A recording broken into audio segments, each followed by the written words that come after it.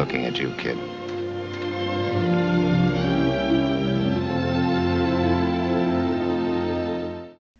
What do we think about when we think about old movies? No, I don't mean 90s old movies or 80s or even the 70s, which usually are very contemporary. I mean like pre-1960s old. And by the way, that's not like an actual definition for what's considered an old movie, it's just me. But why would one want to watch an old movie? They're black and white, way too talky, slow-paced, sometimes a little problematic and racist, and most of them don't even have Iron Man in them, so what's the point? Most of these points can't be true, but I raise you this. Watching old classic cinema is the closest thing we have to time travel. They're gateways into the past and provide a window into an entirely different era none of us would have been able to experience otherwise.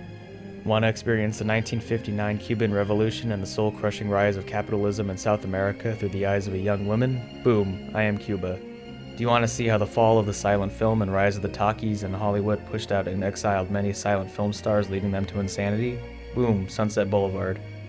Old movies allow us to freely move through dozens of different forgotten eras from all over the world and closely examine the different cultures and people part of it. And many of these older films entirely laid the groundwork for the modern films we love now, so it's very interesting seeing the birth of this art form develop so hugely over time. And many of the messages and morals that can be pulled from these older films are lessons that still ring true today. Appreciate life to its fullest. An endless lust for power and greed can spell one's downfall. Religion can be used to take advantage of and manipulate emotionally unwell people. And how the American military is made up of brainwashed individuals raised on propaganda and tricked into killing and fighting for the rich man for their own personal gain. Also, don't stick your dick in crazy. That's a big reoccurring one. So where to begin when recommending old movies? Because, I mean, like, where do you even start? There's a lot of them. There's a lot of them.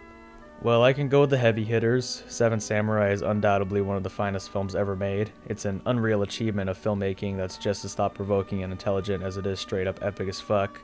But that 3-hour runtime is a barrier for a lot of people. There's also Citizen Kane, which you're hard-pressed to find a greatest movies of all time list which doesn't have it in the top 5, if not even at number 1. But I prefer Touch of Evil personally. Casablanca and 12 Angry Men as well, all of which live up to their classic reputations, but I feel like they're obvious picks, and I just want to dig a tiny bit deeper. So I compiled a short list of movies that cover a wide variety of genres that I feel hold up exceptionally well and aren't too long. Now starting us off is the oldest and only silent film on this list, Sherlock Jr.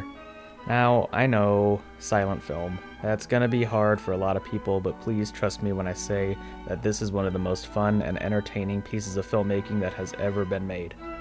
It's directed by and stars legendary stuntman Buster Keaton as he involves himself in a series of wild shenanigans and misadventures while trying to solve a mystery. I've seen Endgame, I've seen Avatar, I've seen every Michael Bay Transformers movie. Don't ask me why. And not once during all of those did I ever have my mind blown and was left thinking, how did they do this? But I did about a dozen times during this 99-year-old silent film. There's one scene involving a pool table that I won't spoil, but straight up made my brain explode. And it's only 45 minutes long, and it's on YouTube, so check it out. Jumping forward about 15 years, and we have Mr. Smith Goes to Washington. If that name sounds familiar, you're probably remembering Season 3, Episode 2 of The Simpsons, Miss Lisa Goes to Washington. Here, an idealistic and joyful Jefferson Smith, played brilliantly by James Stewart, lands a gig in the United States Senate, where upon his arrival to D.C., he accidentally discovers a scheme put in place by some evil rival senators in order to block Smith's bill to build a campsite for young boys. It's exciting, fun, heartwarming, and genuinely riveting. Frank Capra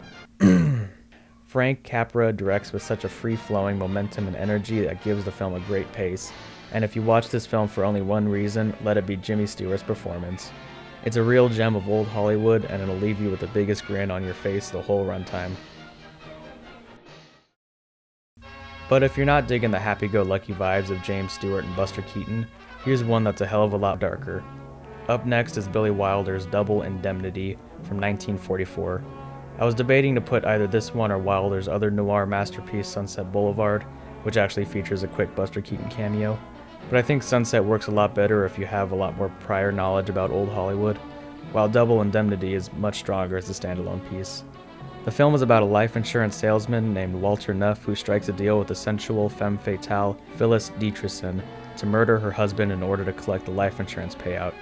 This is just an incredible film noir that comes jam-packed with all the famous staples of the genre. It has such a wicked smart screenplay that thrusts you around at 100 miles an hour between twist after twist.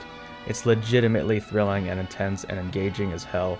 The lead performances are fantastic, but Edward G. Robinson gives an absolutely scene-stealing side character performance, as well as giving one of the best monologues of all time. And at hardly over 90 minutes, it's an exceptional feat of pacing and efficient cinematic storytelling. I absolutely love this film, and I can't recommend it enough.